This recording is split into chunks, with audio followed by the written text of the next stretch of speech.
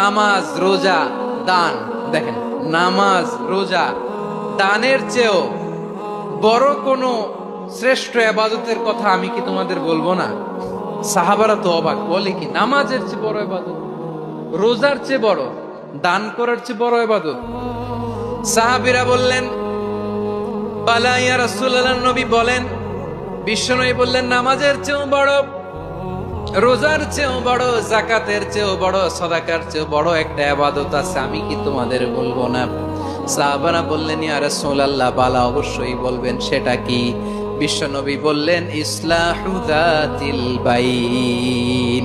দুইজন যখন ঝগড়া লেগেছে, তোমার দুই ভাই যখন ঝগড়া লেগেছে, এই দুইজনের মধ্যে বিরোধ মিটিয়ে মীমাংসা করে দেয়া হচ্ছে সবচাইতে সেরা কাজ।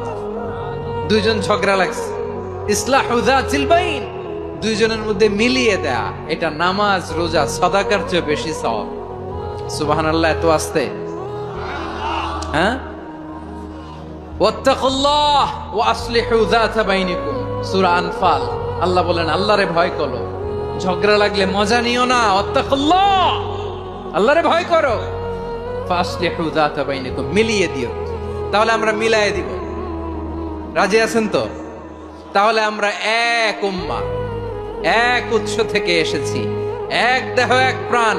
আমাদের সম্পর্ক বড় মজবুত, সীসা ঢালা প্রাচীরের মতো, কেউ টলাতে পারে না, কেউ ভাঙতে পারে না, ঠিক কিনা? আবার আমাদের সম্পর্ক হলো ভাই ভাই। আমরা ঐক্যবদ্ধ থাকার জন্য দুনিয়ায় এসেছি।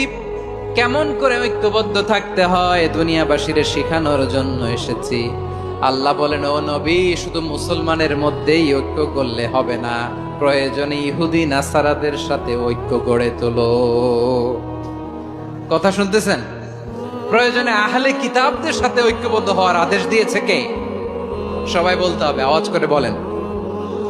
আহলে কিতাব, ইহুদি নাসারাদের সাথেও প্রয়োজনে ঐক্যবদ্ধ হওয়ার ঘোষণা দিয়েছে কে? বিশ্বনবী মক্কা থেকে মদিনায় হিজরত করতে গেছেন, ওখানে ইহুদিদের সাথেও কোয়ালিশন করেছেন। সুবহানাল্লাহ পড়বেন না? বনু কাইনুকা, বনু নাদির, বনু কুরাইজা, এই তিনটা দলের সাথে বিশ্বনবী কোয়ালিশন করেছেন একসাথে। কিন্তু তাদের বিশ্বাসঘাতকতার কারণেই তারা বহিষ্কৃত হয়েছে মদিনা থেকে। বিশ্বনবীর এখানে কোনো দোষ নাই, বিশ্বনবী ঐক্যবদ্ধ হতে চেয়েছেন। আল্লাহ তাআলা নবীরে বললেন, নবী তুমি তাদেরকে বলো, ও আহলে কিতাবের ভাইয়েরা, ইহুদি নাসারারা, এসো এসো এসো, আমরা এমন একটা বিশ্বাসের প্রশ্নে একত্রিত হই, যে বিশ্বাস তোমাদের নবীরাও প্রচার করেছে, যে বিশ্বাস আমিও প্রচার করি, যে বিশ্বাসের কথা তোমাদের পবিত্র ধর্মগ্রন্থগুলোতে রয়েছে, আবার যে বিশ্বাসের কথা আমার কোরআনের মধ্যেও রয়েছে। আসলে ওই কথায় আমরা একত্রিত হই। সুবহানাল্লাহ। তাহলে ভিন্ন ধর্মী তাদের সাথে যখন আমরা ঐক্য করব, কিসের উপর ঐক্য? একটা কমন ফেইথ, একটা মৌলিক বিশ্বাসের উপর ঐক্য। আল্লাহ তাআলা বলছেন, কুল ইয়া আহলাল কিতাবি তাআলাউ ইলা কালিমাতিন সাওয়াইম বাইনানা ওয়া বাইনাকুম আল্লা না'বুদা ইল্লাল্লাহ ওয়া লা নুশরিকা বিহি শাইআ ولا يتخذ بعضنا بعضا أربابا من دون الله فإن تولوا فقولوا اشهدوا بأننا مسلمون। পড়েন আল্লাহু আকবার।